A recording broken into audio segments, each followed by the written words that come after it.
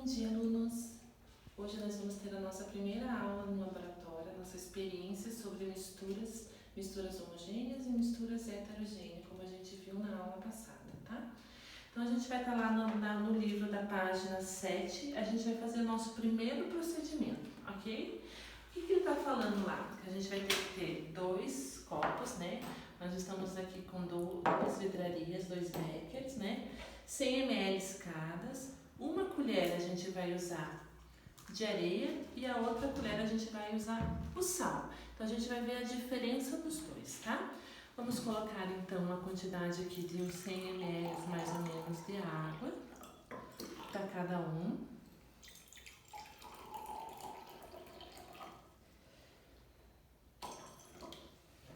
O que a gente vai usar? Nós vamos usar nesse primeiro. Vamos colocar mais algumas misturas de areia para a gente ter uma visualização melhor, tá? A gente vai fazer. Vamos mexer e vamos aguardar qual que vai ser o resultado. Na segunda experiência, a gente vai colocar, em vez da areia, a gente vai colocar o sal de cozinha que a gente tem lá em casa, tá? Então, na verdade, a gente chama ele de NaCl, tá? Que é o nosso cloreto de sódio. Vamos fazer o mesmo procedimento e vamos mexer.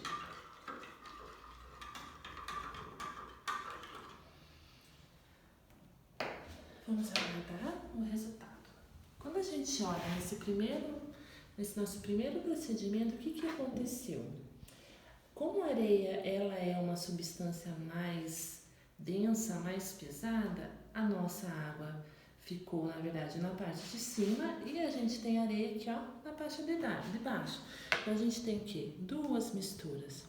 Quando a gente tem 2 misturas que não se misturam, que não se tornam uma só, a gente fala que é uma mistura heterogênea, né? Quando nós falamos da água com o sal, que a gente fez uma mistura, a gente não tem 2 camadas, se tornou uma mistura só. Então, o sal ele é solúvel à água. Então, quando a gente tem uma substância, uma mistura, que ela se torna uma só, uniforme, a gente chama de mistura homogênea. Então, a gente percebe a grande diferença entre os dois, né? A mistura heterogênea, a gente vai ter as 2 camadas, e a mistura homogênea, a gente tem uma camada só, uma só quantidade num recipiente, ok, gente? Então, essa foi a nossa primeira. Vocês vão conseguir perceber a diferença e vão fazer lá o pontinho lá do livro que está dizendo assim: considerando o aspecto visual da diferença, é possível observar entre as 2 misturas? Então, vocês vão me explicar. Qual que vocês veem visualmente aqui, o que vocês conseguem perceber de uma e de outra? Então, você vai colocar quais são as diferenças das 2, ok? No segundo procedimento, ele também pede 2 copos limpos, né? A gente pegou aqui a nossa veredaria da nossa aula de ciência, do nosso laboratório. O que a gente vai fazer? A gente também vai colocar água nessas 2 substâncias. O que a gente vai ter de diferente aqui?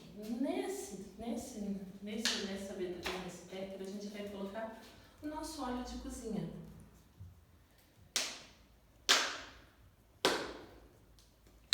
A gente pode mexer ele também, tá? Da mesma forma que a gente mexeu a areia com a água e o sal. Nosso cloreto de sódio é o nosso sal da cozinha. E nesse segundo aqui, a gente vai colocar aqui o nosso álcool.